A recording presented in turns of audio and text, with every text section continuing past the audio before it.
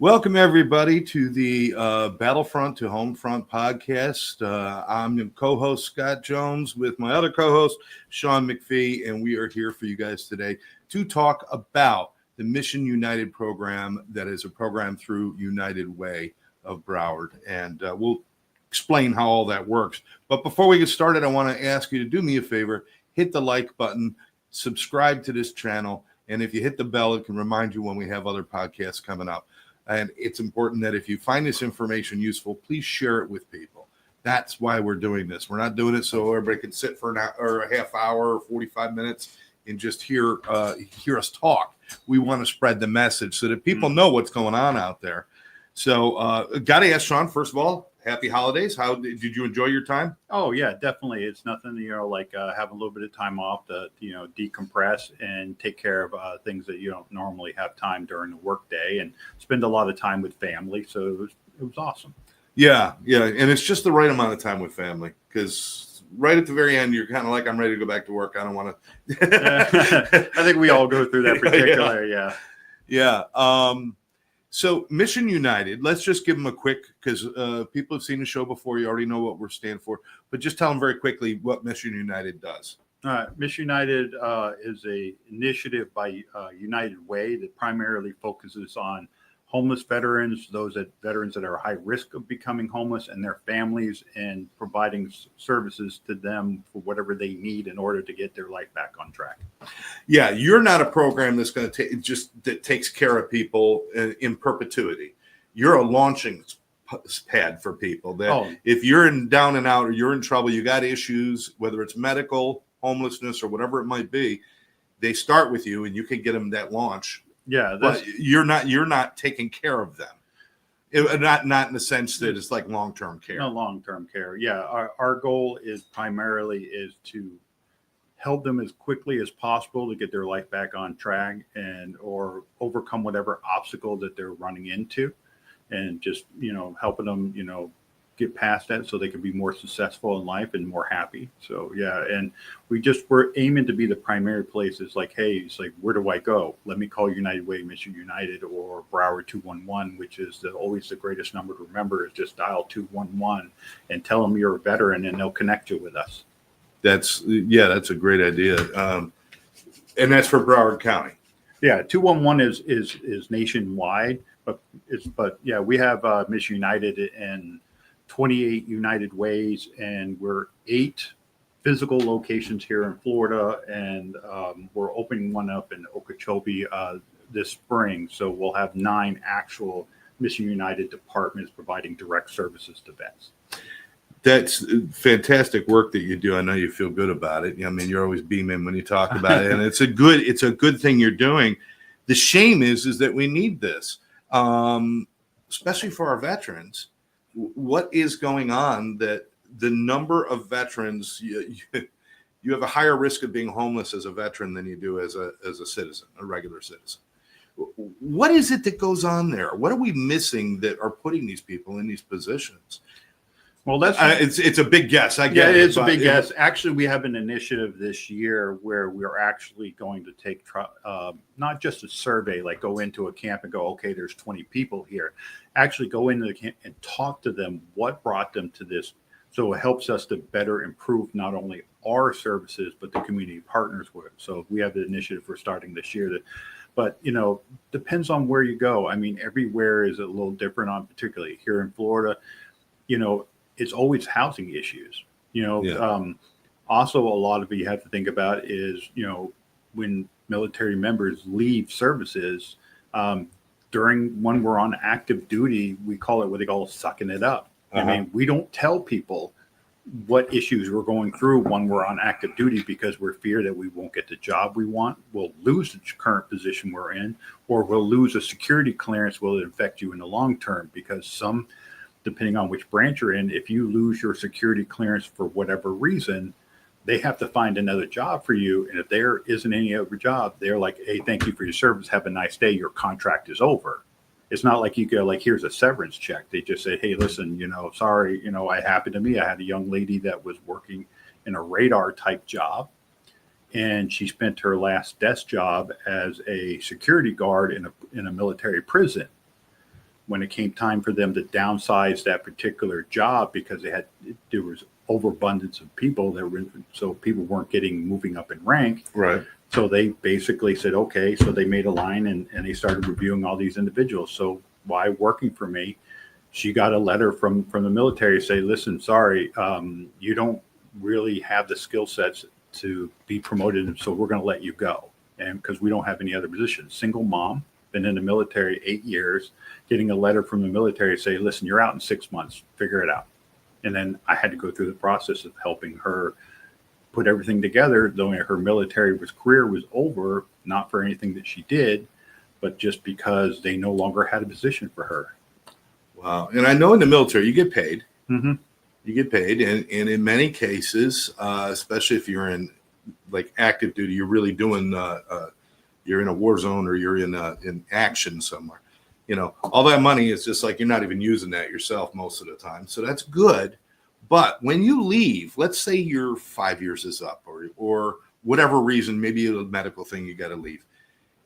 Does that stop? Is there any kind of severance that happens or any kind of transitional funding that happens for veterans? Nope. So their paycheck just stops. Correct. It's almost like you just got out of prison. You get dumped off and say, go build a life. Basically, I hate to use a comparison, but it is the same thing. Now, when I was in prior to 2018, was that if you didn't do 20 years, you got nothing. Have a nice day. You only get if you retire. Anything less than 20 years, you did your time, you got out. But if you did 20 years or more, you got retirement pay based on the number of years and your pay grade. 2018, they instituted what they call the Thrift Savings Plan, TSP, where they basically were going, okay, so we need to help out the people who aren't doing 20 years anymore. So they're only doing 4 years or 6 years, depending on their contract. So they basically, it's 1 for 1, put in 10, they put in 10, but it's still the same thing is you don't collect that money as soon as you're out. So you do your 4-year minimum contract. When you're done, you're done. Your paycheck is over. All that money you invested in TSP, you don't get that until you retire at 65 or 67 or whatever it's like an IRA. I mean, you put money in and it's like you can't just walk up and say I want my money back. It's got to sit. It's got to sit, yes. And same thing like anything else. If you try to take the money out, there's penalties for it. But that's the gist of it is that military members have that stigma of we're warriors. So we don't tell people when we're in.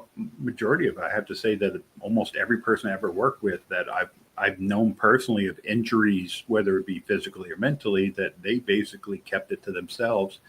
And then after they got out, they didn't tell the military about it. So when it comes to asking the VA for disability compensation for the issues, it's an uphill battle because that's the thing they're looking at. Like, okay, so you were in for 20 years, never had any problem. Now that you're out, now all of a sudden it's a problem. It's very difficult. So, I always tell. But that's the case a lot because what you just said before, I don't complain about the aches and pains or the mental stuff going on because I don't want to, I don't want to leave my buddies and I don't want to leave the service and I don't want to lose my rank or lose whatever. So they keep it quiet. And then when they get out, now they want to get fixed and they're going to question them like that. Yeah. Because you built a society where you're not supposed to bitch and moan about stuff. Yep. Right. Well, I mean, also too, one of the biggest issues for the VA is very few people know World War I and prior to that, any military member, even back in colonial days, is if you became injured or something happened to it, your medicals was covered 100% for the rest of your life. After World War I, basically when all those individuals came back, the VA almost got bankrupt because they weren't expecting, there was like so many millions of individuals that were coming back from the war, almost bankrupt the VA program because they couldn't afford it. So when World War II came around, they started changing policies about, what could you claim and what can you not claim. I see. So, and then as things have progressed with all these, Desert Storm, all these other items, so the VA is very particular about, when you're in service, they question it is because they're pouring out millions and billions of dollars a year for medicals. And like any other agency, they have a budget. So on one hand, like it's not fair because I've met quite a few individuals that it's clearly they have a disability or something related to their military service, and they're fighting the VA to recognize those things. And it could take years. So if you didn't say anything why you were in service, I always tell them, even when I was getting out, I spent my last year going to medical, making sure my record was scrubbed, because I had that inside knowledge, but not everybody has it. So we got all these individuals who like, okay, I did 4 years. 2 of those years they served in a combat zone. Hey, thanks for your service. No more paycheck. And then after you get out, you're like, hey, I was in well, okay, prove it.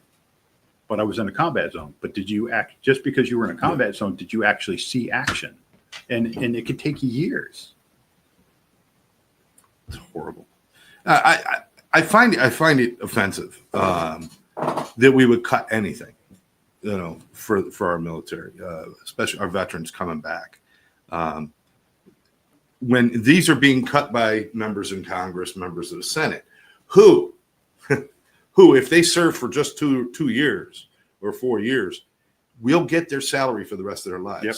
Even if they're voted out and hated, Yep. even if they're horrible at their jobs, even if they screw up and do something illegal, they still get that money for the rest of their lives. And they will look at military people and not set up programs for them. Correct. That is insane to me. Oh, I totally agree. You got to get mad sometimes, Sean. You're always such so positive, but sometimes don't you just look around and get mad? Oh, I get angry about a lot of stuff that when it comes to it, but you're trying to do the best you can. The VFW, American Legion, a lot of those, major groups for veterans are doing what they can to help to influence Congress, and as well as we're doing it here in the States. Especially here in Florida, we have quite a few people that are promoting, working with us, trying to help. That's one of the things that we have a veteran advisory board that we meet once a month at United Way. And those are things that we talk about. How we influence our politicians to make sure that these laws are fair, turning in acts. And that's where SSVF and HVRP programs came into play as well, is because individuals say we need to do something about it and it's not fair. So we need to do something. So we're going to do it. And lucky enough, these things came along. We're going to talk about these grant programs and some of your funding and stuff, because I think it's important for people to know where this is coming from. But you mentioned the advisory board. Are these made up of veterans and from different levels in society as far as socioeconomic and things like that? Or is it all rich people? I got to ask, because people want to know these days. It's great. So we meet, I think it's the last Thursday of every month. We meet at United Way, and these are not only, it's open to anybody who wants to be part of it. We actually had just veterans themselves come, but these are community partners. They're people who want to help influence.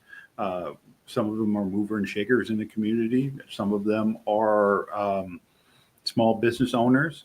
And we just get together and like, okay, so what's going on right now that we as a group have to help fix? And, okay, so housing. Well, okay. We want to fix housing. Well, how do we fix it? So we get together and we powwow about, okay, so what's the policies? We have quite a few people that have the insights to which policies and acts that are being passed, who can help us. Well, okay, yeah. So that way we can help educate our politicians and our community partners on what we need to do as a community as a whole, not just Fort Lauderdale or whatever, but Broward as a whole. How can we help these individuals? Yeah. So, it's good that you're getting all this different input. Yeah. And sometimes it's spaghetti on the walls, Yeah. Like, hey, let's try this, or at least test this. And you probably had failures and successes and everything else. Yeah. And it's good that you're doing this work, but it takes a lot to run a program like this. And I'm very glad to hear that there's many Mission Uniteds that are open or opening through United Way. In a lot of areas. I'm glad to hear that. But where does the money come from? Now, people are going to look at you, and now they're going to make the assumption if you're not United Way is footing the whole bill for this, although I'm sure they put, they certainly put stuff into it. But how does Mission United get its own individual funding? Awesome. So actually, we have an entire department for that particular reason. So a lot of them are grants.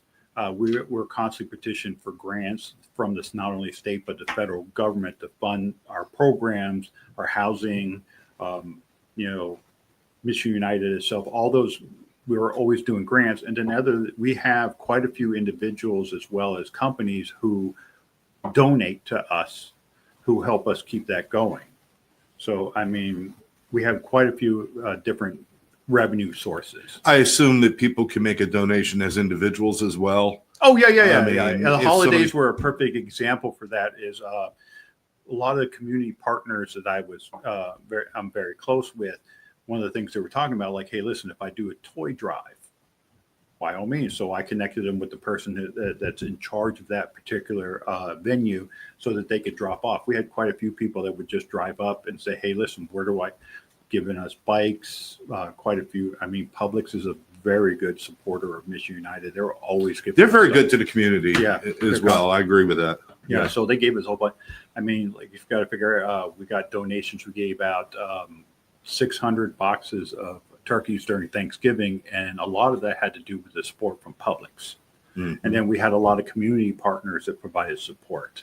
And then at the end of the day, if we had anything left over, we weren't just going to throw the food. We turned around and gave them to churches and other community partners, homeless shelters, so that make sure that food didn't go to waste. It's the same thing with the toys. When we're said and done, if there's anything that was left over, because you got 1,000 Barbies, but you don't need 1,000 Barbies. Mm-hmm. So whatever we put together for boys and girls and whatever they wanted, when we're at the dust settled, like, okay, so we have overabundance of these types of toys. So then we start giving those to other community partners so that make sure that they get into the hands of who needs them. That's great. And you've got that. I mean, who needs what. I mean, you're connected, being part of the United Way is great because on a global scale, they're trying to help a lot of things do a lot of great deals. But then when they do something like a Mission United program, it's like, okay, now this part, we're going to focus on one particular area, which would be veterans and stuff. Yes. So I think it's brilliant, and it wouldn't work without each other, I'm sure. Yeah, definitely. But let's talk about, like you were mentioning, you get a grant from the VA. Mm-hmm. And is it actually coming from the VA or is it coming through a government? No, it's coming directly from the Department of Veterans Affairs. It comes Department of Veterans Affairs. Okay. Yeah, so it comes directly. It's called SSVF. It's Supportive Services for Veterans Families. That particular grant we have to apply for it every year. Now, we've never had a problem getting it. So it's not just like the VA hands out to anybody. You have to prove to them that you know what you're doing, that you're going to use their funds properly. And that funding gives us the ability to help with housing and anything that's related to housing. We can use that funds to first month's, last month's rent. We can help with a security deposit. We can help with educating them, and also gives us an opportunity to be a go-between between them and their landlord. So we have a connection with landlords that work with us so that we make sure we keep the cost of whatever we're paying for into the vet. Now, the SSVF is only good for 6 months. However, the program has an additional subsidy that we can help up to a 2-year mark pay half the rent. So for 6 months, it's covered. We got it good to go. And then after that, if they still are having issues, we can still pay up to a 2-year mark. And after that, our hands are tied. I mean, a 2-year period of paying rent and helping you out, if you still can't get back on your feet, we're going to have to reach out to other community partners to see if they can help out, because the program only allows us up to the 2-year mark. I got to ask about the housing, because with this particular grant, it really is all about housing. Yes. Getting people back into a home, into their place. Yes. Are all of these places, I got to ask, just because people are going to wonder, but are all these places like Section 8 or substandard house? Are they all like that? Or is there a mixture of different places? It's a mixture of different places, but we actually, like I said, because we have a team, we stay in contact with not only the landlord, but we contact with the veteran who's ever we're helping place. So there's a lot of communications on. If there's issues going on, we have a legal department, not legal department, but we're partnered with legal aid. We have them review the contract. We make sure, but we not only do we hold the landlord to the letter of the law, we hold the veteran to those letters, because a veteran will call us and complain and well, it's your fault. Right. just because you don't like the way it is, it's clearly stated in the lease agreement. So we don't favor one side or the other. We're just a medium between the two. That if there's an issue going on, we're going to investigate. We're going to look at it like, okay, so landlord wants to raise the rent. It's not we have a lease agreement. And like I said, and when they try to go toe to toe, we go like, okay, so let us get our lawyers involved and talk to legal aid and whatever. We'll get people involved and like, hey. So they've got to be in a place that is taken care of. They've got, where there's not absentee landlords and things like that. No. Or I haven't had hot water in 6 months kind of deals, because you protect them as well. So you're not just saying, hey, here you go, good luck, we're paying your rent, but just go. You're saying, if you got any problems, call us, right? Yeah. So it's not one of those like, here's the money, whatever. But no, we have people in place that monitor the money, making sure it's going to the person it's supposed to be going to. Is the veteran or any issues going on. That's part of the SSVF, is providing those direct services to the veteran and their family. Is once we get them in place, we need to figure out a budget. We need to make sure, can you stay in this place and sustain? We can't just put you in a place and go, okay, there we go. They have to be able to exist after that 6 months, because we don't want to carry the load for them all the time. We want them to be self-sufficient. Well, the last thing you want is you give them the full ride as far as the rent or whatever it might be for the 6 months, and then they start paying. You could still help them with some, but they got to start paying. You don't want to see them after 6 months just like, okay, free ride's over, I'm back on the street. So what are you helping in other areas as well, as far as jobs and other things? That's where does that all go hand in hand? Yeah, that's where the other grant that we get from the Department of Labor, which is HVRP, which is a Homeless Veteran Reintegration Program. The two grants work very closely together. Now, where the one for SSVF is an annual, the HVRP is 36 months. So it gives us a little bit longer to work that program before we have to we've never had any problems. If you're trying to do the math in your head, that's 3 years. Okay. I'm just letting you know. Yeah. So where the HVRP program comes into play from the Department of Labor, allows us the money to provide counselors, guidance, resume, interview techniques. That's where we come in with interview clothing. We work with quite a few community partners. Urban League of Broward County has a clothing closet, so we can send them over and get interview techniques, our interview outfit attires. And then we can also use that money to help them with anything they need to improve their skills, whether it be, working with, I know the library here in Broward County used to offer beginners to expert computer program training. LinkedIn has a program for that as well. We can work with our different entities. There's Career Source, which is a phenomenal group here in Florida. So we can work with them as well, because they have a training certification grant as well from the state. So we can work side. That's what that HVRP program allows us to do. So they work very closely in conjunction with each other to make sure. So we got them housing. Now let's get them a job. Sometimes they have the housing and we'll get them the job. And then if they need housing later, we can work both programs at the same time. Now, I don't want people to get confused and think that you're a job placement agency at all. No. You are a preparation, so you can go get a job. Plus, you can connect them with agencies that can help them. And every once in a while, I'm sure you have people that are saying, hey, I've got some openings if you have anybody or something. Oh, yeah, definitely. Yeah, but that's not your primary there. No, that's not a primary. A lot of us on the HVRP side of the house have had long years of experience in the field of business development. So a lot of us have prior connections with quite a few employers. And we actually have an individual in that program. It's his job to work with the employers like, hey, listen, and try to find out what those openings, because not all employers post all their openings online. Sometimes they hold back on certain positions because they're looking for a specific individual, and they allow us to look at those. Wow. So that helps us promote, so that's my job, that when I'm out in the community talking to employers, talking to small business owners, but hey, listen, if you were looking for somebody and you're interested, let me know and I'll connect you with my counterpart and see if maybe that, the two of you can work together. Maybe they're working with a veteran who has the skill sets you're looking for. So, I mean, like I said, is we can't promise, we can't guarantee because we're not a staffing agency. Right, So, exactly. so that's also another things why we work with like Arc Broward, we work with, OIC, we work with Career Source, those individuals who have job openings or they have as well. So we work as many hands together to help them hopefully get into a position. Now, if somebody spent a great deal of time in the military, I'm not talking about career time where, like the 20 plus or anything, but maybe 4 to 8 years or something, or, is there an issue where they come back where they don't feel like they fit in or that they don't feel like they have any skill sets that would work in the civilian world? Is that an issue for them? Oh yeah, quite a few. I mean, I'll use myself as an example. I mean, I spent 24 years as what they call an enlisted ship navigator, quartermaster in the Navy.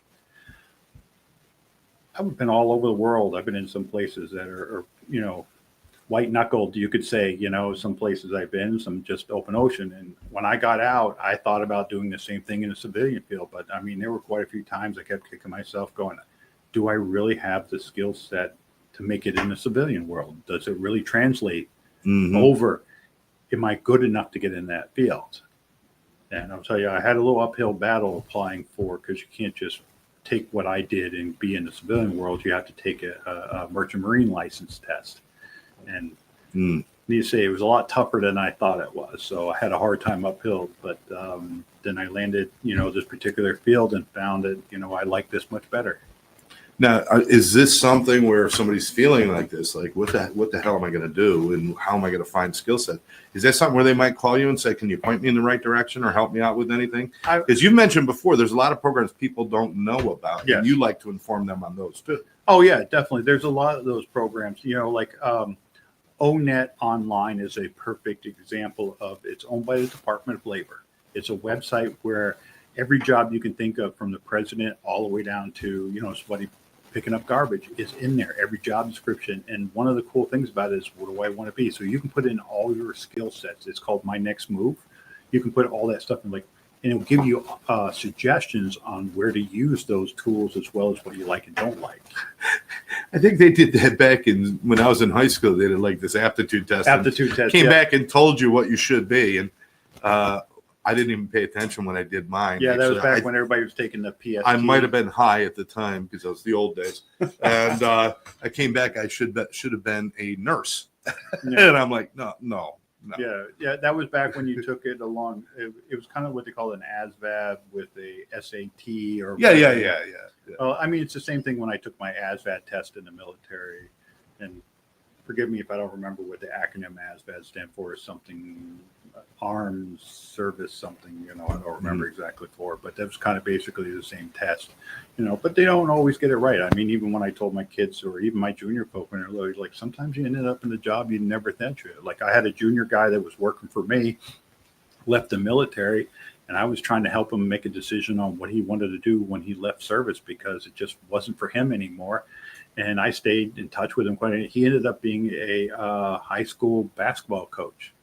And from what I've been following along, their team's doing he never thought it'd be something he was doing. He's like, I didn't think I had the skill sets for it. But, after him and I were talking about it, I'm like, yeah, you had leadership ability, you had camaraderie, all these skill sets, because unfortunately, a lot of times that when you're doing a job for so long, it's second nature. I used to explain that to my folks all the time. I even explained it to veterans who want to shift from one field to the other. Like, I worked with a veteran who was a cook in the military. He got out, he continued that work. Well, I don't want to do that work anymore. I'm tired of that work, but I want to do something else. Well, okay.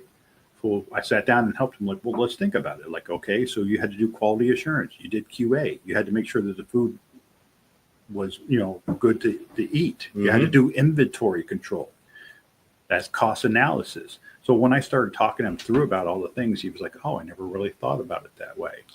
So a lot of people aren't even aware of their skill sets and what they can use them for. Yeah, it's the same thing with that when I was in. Wow. They changed the names over here. Majority of us still know it as TAP, Transition Assistance Program. Basically, they changed it to half a dozen different names over the years, whatever. But I still know it as TAP. Well, like when I was going through transition, we actually had a military spouse who was attending the class with us, and we were talking about skills during a break, and she was all flustered. She goes, like, we're getting out. She goes, I don't know. She goes, I did all these. I was a stay-at-home mom for his career. You're like, what am I supposed to do with it? And we're all like, what are you talking about? I said, you have the most skill sets among the 10 of us that are standing around talking to you. She goes, what are you talking about? You were a nutritionist. You were a secretary. You were a physical therapist. You were a psychologist. And we started naming off all these things that you did for your children during this time frame. But like and by the time we were done, she was like, I never really thought about it that way. But unfortunately, not everybody has somebody to explain that to somebody else. So when they get out, they're lost. What do I do? What do I do with these things I learned? My job was to paint and scratch rust off all day long. What do I do with that? Other people like all I did was, play with guns all day. I don't want to be a police officer. What do I do with that? So, but unfortunately, it happens a lot. Wow. How long is boot camp? Basic training, depending on which branch we're in. Like if I remember correctly, because, so many years ago, I think mine was 6 weeks. Okay, 6 weeks. That sounds about right. Yeah, and that's probably about average. Yeah. My son was in the Marines. I think it was a little more than that, maybe or maybe a little less, but right around that time. You do about 6 weeks. Basic training is breaking down the social barriers. Is basically what I usually tell people. It's kind of like the Karate Kid wax on, wax off thing that you don't really notice it until after you're done. It's basically to break everybody down. Everybody thinks it's a physical thing. You're there to do push-ups and sit-ups. No, it's actually a mental thing as well. It's there to break down it doesn't matter whether, your parents owned a yacht or whether or not you lived on the street. You're all the same here. And that's what it is. And then after that is to build everybody back up as a team. And then usually after your 6 weeks, depending on, most militaries usually send you on to a school to learn the job. Mm-hmm. So it's kind of on the job training. Some jobs, in the Navy particularly, they have what they call undesignated rate, which basically you were a seaman, airman, or a fireman. So they basically sent you to the fleet and said, okay, there you go. And then you'll figure it out later because you can't make up your mind. Where other people would go to school, depending on which job. Some of them could be a year. Some of them could be a couple of weeks. So we'll say you're at least 6 weeks, at least, and then could be even a year, depending on what you choose to do or whatever. Now, so that's your preparation for going into the military, for being a part of the military. Yep. It's a reprogramming in a sense, but it's really more of just, separating yourself from that was a life. This is a different life. You got to prepare yourself for it. Yeah. How much time do they spend when somebody is finished with service in helping them to reintegrate? Yeah. How much time? Generally, let's be honest, 5 days. Okay. So 6 weeks to train them, 5 days to turn them back into a citizen or a civilian. Yeah. A civilian. TAP class that's amazing. Yeah, because when I was young, TAP class used to be 2 to 3 weeks long. You used to have to request it. It wasn't guaranteed. Right. When I was leaving military service in 2018, it was 5 days.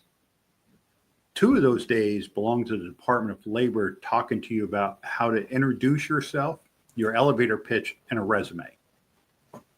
Having been, a collateral duty as a command career counselor, I was laughing through this whole entire thing. It was a waste of time. They really didn't teach these people. And I was frustrated because I would spend half my time on breaks educating the people that in between stuff that they weren't talking about, but unfortunately, that's what it's down. It's they tell you, okay, and they don't really hold it. They give you a checklist at your 12-month mark. If you're lucky, if you have a decent career counselor at your 12-month mark, says, here's a checklist that you have to go through, see all these people do all this stuff. Then we're going to schedule a TAP class, toward the end of your time, which is only 5 days, and then see ya. It's not, wow. I've done, like I said, they've done a lot better, but they still need to do, there's still much. It just, the math doesn't work. It doesn't. 6 weeks training, then 4 years serving, and then let's unpack all of that in 4 or 5 days. That the math doesn't add up. And so now people are coming back, and I'm not saying all of them. And it's not, I don't want people to get the idea that you have to be mentally ill to end up in trouble. No. Or you have to be an addict or an alcoholic to end up in trouble. sometimes it's just that lost feeling or that you know. Do you think? I don't know. What do you see when you're thinking about that? What are the reasons that they need so much help? Is it because we don't have enough services? Is it because they're not aware of the services, or is there something else going on? I would tell you that almost 100% in my mind is it's knowledge, being told of services. Like I said, they're hand fed all the way up through most of them are their first year. They're being taught, someone's mentoring them, peer to peer, the whole thing. And then at the end, on their way out, they're like, it was nice seeing you. Have a nice day. There's not a whole lot of stuff now. There's like, if you want to, it's there. It's here if you want to, but it all relies on, maybe a couple of people. Does your leader have time to tell you? If somebody's gearing up for a deployment, they don't have a lot of time to you're getting out before we deploy. So they're not going to spend as much energy on you because they have 90 other people in the group that they got to focus on because they're going to wherever they're going. Right. So they're basically shoved out the door. Here you go. Have a nice day. And then, a lot, like I said, that's the stigma we're trying to overcome is people see homeless people on the street are automatically thinking they're homeless. They're scammers, and all this stuff, because you always see this stuff on the news when you're talking about where, a rich guy, stands out in the street, panhandling all day and then gets in his Ferrari and leaves. Yeah. Yeah. But it's not always the case. It's just, we're still feeling the impact of during COVID when people were losing their jobs. We're still feeling the impact. It's not something that just went away just because we all went back to work. There are a lot of people who couldn't get back to work because they've been out of work. And you're like, well, where were you doing for the last 6 months? I was quarantined. Wow. It's not as easy as it used to be. And, now people are lost going so you spend 4 years in the military where you know where your next meal is, you always have a roof, you always have a paycheck, and all of a sudden you're done. It's over. And it's like, okay, I had this plan. I can't tell you the number of individuals I work with says, hey, listen, I'm going to join the police department when I got out. And I used to tell them I said, you'll be calling me in 3 months for a new set of orders because it's not as easy as you think it is. Yeah. Sure enough, 3 months later, they're calling me going you're right. It's not as easy as you think it is. No, I imagine not. This is, this is all good. So the majority of your funding comes through grants. Is that correct? Or do you have any direct funding from anybody? Yeah, like I said, majority of our money comes from grants, and we have a department of individuals that are grant writers who know the laws inside and out. And then we do have a lot of people that have been foundations who've been giving us money for years. Mm-hmm. I remember when I first started for Mission United a couple months in. Names are terrible and escape me, but I remember I was present for when they presented us for a check for $1 million from the state, had given us a donation. I'm not exactly sure that I'm not, like I said, I'd only been with Mission United for a couple of weeks, so I wasn't sure of the back where the money came from, but they gave us a check for $1 million. Wow. So we do have a lot of foundations that are constantly people who've long passed, who have set up where that we get money from their foundation or their grant or whatever it is. So we have quite a few individuals in the community who are donating to us continuously. And, I know that Mission United, it doesn't have a huge working mechanism. So you can put most of that money directly into the service. Yeah. I don't know the percentage, I guess but you can put most of that in because you don't have this huge mechanism. It's kind of manageable. It's not like Red Cross where you got to give out, we got tens of thousands of people all work and then we got to pay, we got to do this, you're not quite in that position. So you get a lot of those funds go right to help, right? Oh yeah, definitely. So yeah, that's one of the things why I like working for United Way is because we're not as restricted on the way we spend our funds as other nonprofits. Right. We're definitely given a lot of leeway on what we can spend the money for, and we can always plead our case like, hey, I know it's outside the scope of the grant, but we can plead our case, and find out whether or not they will allow us to use some of that money for something else if we need to go along with whatever that grant is. So we have a lot of flexibility on how we use our funding. Must be nice working with United Way and grant departments and stuff. You're working with probably one of the most intelligent agencies on the planet as far as how to get grant funding and how to get funding and do all of that's what they do. They know how to do that. So that must be a weight off your shoulders to have that kind of power behind your mission here. Oh, definitely. Yeah. It's one of the things is working for an organization like United Way that's been around for over 85 years is that they get it right. They know exactly what they're doing. They know how to treat their employees and give us the backing and enthusiasm and the training to do what it is we do, not feeling like, oh God, my hands are constant. I got to fill out triplicate paperwork just to get, paper clips. They're a lot more, they got it down. They make it work. They have, every United Way, every Mission United, the way we work it's all structured. You know exactly how to make it work. So, which, like I said, is when Okeechobee asked us to set up a Mission United, we already have a base plan. I already met my counterpart who's going to be doing what I'm doing in Okeechobee, and her and I have already connected, and I've given her an outline exactly what it is that I'm doing and helping her so that she doesn't have to start from scratch. And there's a process. It's easy because there's already a template to work from. You don't have to overthink it.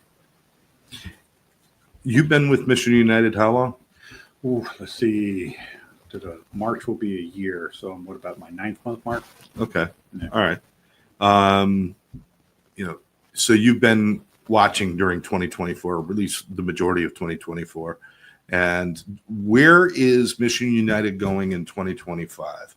Is there any discussion about we need to do more? Well, obviously you always have that discussion, but are you guys looking forward to something good or special in 2025? Oh, I mean, we're always, that's one of the things that I love about the people that I work with, especially in Mission United, is most of us are veterans ourselves. And a lot of us have known each other for many years, and we're constantly powwowing about stuff. Like I have a couple projects that I'm working on that I pitched to my boss that look like it might come to fruit this year. So I'm very excited about those, as well as my counterparts. We're always looking for something. Like I said, one of the initiatives like United Way is doing with us this 2025 is getting out in the community to talk to homeless people and find out not only are they veterans, but how did they become veterans? And the other thing that my boss and I are working with is we send out a survey to not only our community partners, but to veterans that we know of, like, what type of services do you think we need to improve on? So we're always looking out. That's one of the things that we're doing in 2025. My boss and my coworkers is we're getting now together with our community partners going, okay, what works and what doesn't work? And let's talk to the actual people who are receiving these services. What is it you're seeing? What are we missing so that we can help increase and better improve those processes as well as those services? Now, I would assume that, and I think you kind of alluded to it, a lot of the people that you're involved with at Mission United are veterans themselves. Yes.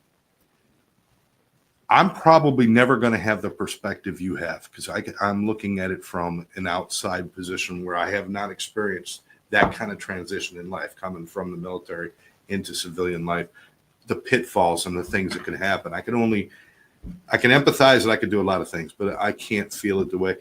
When you're talking to people, do you go back on your own experiences and think, you know what, I was really close to being in that same position and I could see how that can happen? Is that important? It's all the time. That's one of the things on why, because it's I wouldn't say like it's a brotherhood when it comes to veterans, is we all can relate on some kind of level of another. Some of us have disabilities, some of us don't. Some of us seen actual live action.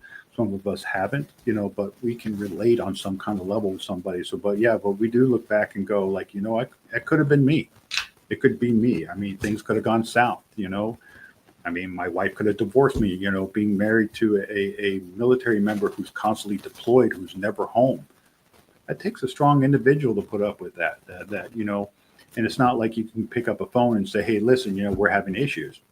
I remember going weeks without communications because we were in a blackout area where we weren't allowed to communicate. I had no idea what was going back home. Some spouses can't put up with that. That's why there's, some branches over the other have a higher divorce rate than others. It's very difficult to be married to somebody who's never around when you need them because they're constantly being deployed. They're constantly somewhere else. And it's not like they know where they are every minute either. I mean, if somebody's away and they're doing a job, I know you're in Seattle doing this, and But in military, a lot of times they don't even know where they're at. Yeah, I mean, there's a lot of times where I couldn't tell my spouse where I was until after I got back, that I had to explain what we were doing. Right. I would tell them where we were at, because there's no way we don't want that information to get out. You know, it only takes one person to screw up and say something to the wrong person, and next thing you know, is our mission is being scrubbed, and because we screwed up, guess what? Now, now they're putting us in what they call in the penalty box. So you know, everybody go home. Bobby screwed up. He talked to his girlfriend. Yeah. I mean, I know it's long, but I can't give you the full details. But we were in the Mediterranean, and we were scoping out a possible cargo ship that was transporting drugs and other stuff. And we were all, you know, getting ready. We were all sitting in meetings, deploying. So, okay, so my job's a ship navigator. I got to weather, seas. I have to, what environmental conditions, because if we're going to put guys in the water, but like, I want to make sure that we time it right. Is it going to be a full moon, or et cetera? And a couple guys wrote back home on non-secure and told somebody what the mission was and what we were going to do. And they were all excited about it. And somebody caught wind of that. The mission got scrubbed. Wow. Yeah. And needless to say, we did a lot of what they call circles in the ocean. Yeah. They kind of basically just kind of like, here's a box, you're going to and if you basically think about this, sit in your car and drive around an empty parking lot for 4 hours and not see another car. That's kind of very similar to what they do. So basically, they weren't too happy about it. So yeah, it's kind of like I've gone on 2 whale watches, never saw a whale. So it's just looking at the ocean and nothing happening. Yeah, nothing. That's basically the same thing. They're like, yeah, you're going to patrol this area, but you're not going to do anything. Jeez. Well, we've come to the end of the show, and one of the things I wanted to bring up, and I think maybe in the next show we could really get into some other stuff too, but I want to remind people this isn't just men. No.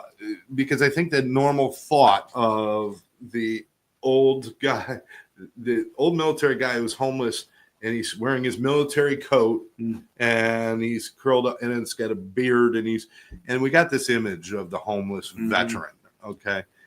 But we don't recognize it. It's young, it's old, it's women, it's men. It can affect anybody, these kind of issues, right? Oh, yeah. When I was in San Diego, when I was on active duty, I used to partake in what they call a homeless stand down, where we would set up shop. And this one was a gigantic park. I can't remember off the top of my head, where we brought in services for homeless vets and for them to take a shower, get medical assistance, whatever they needed, a place to sleep that they could feel safe, because we had it all enclosed, and because we basically had people roaming around as security guards and et cetera.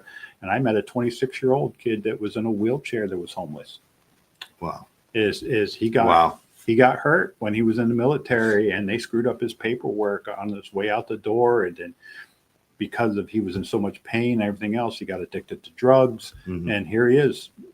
And to be honest, if you'd met him and you had no idea he was homeless, because he did pretty well at keeping himself clean cut and stuff, but he was homeless. Wow.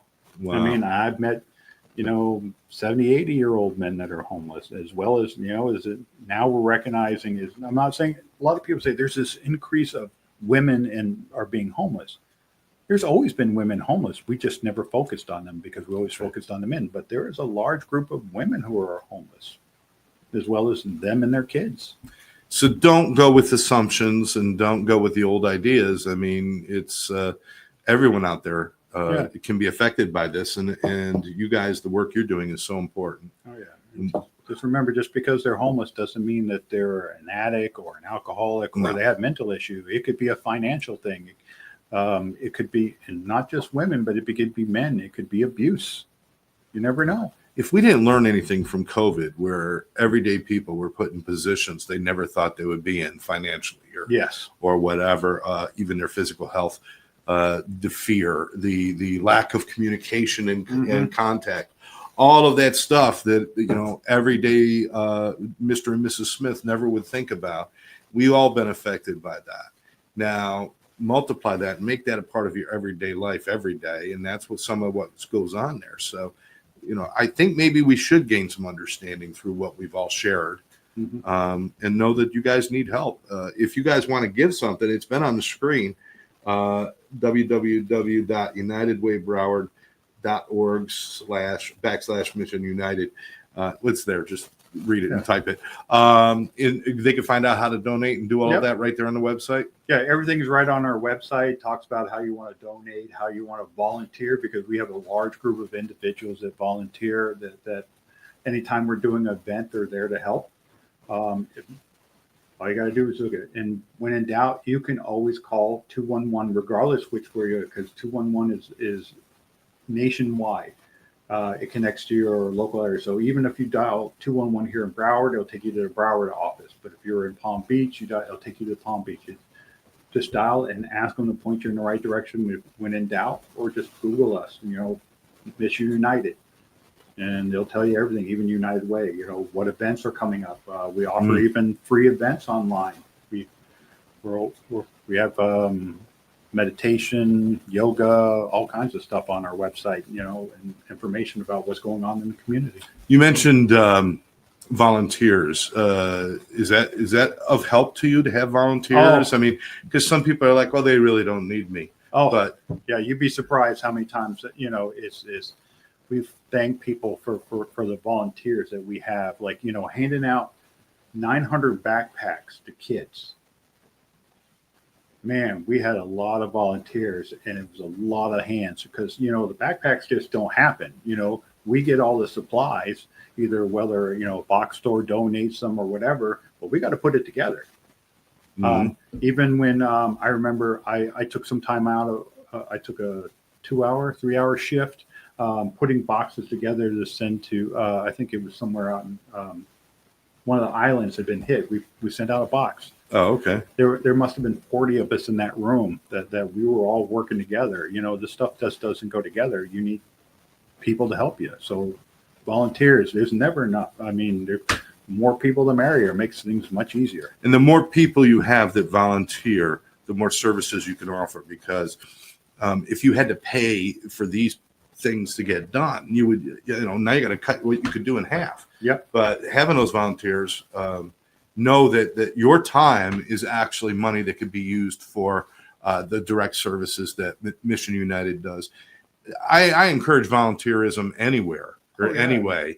If you've never done it, how many people?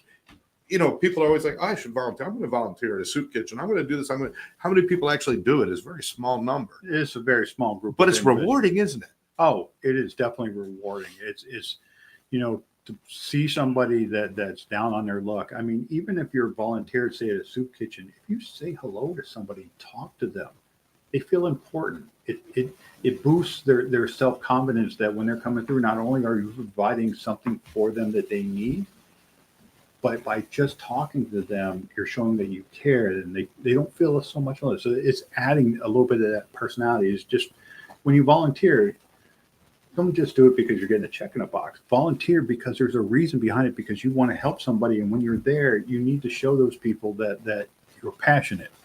I mean, even like when we're doing these drives, some of the times I'm just directing traffic. As soon as they pull up, I say hello, I shake hands, or thank you for. I just want to let them know that even though I'm not the one who's giving them what they need, I want to let them know that I'm here for them.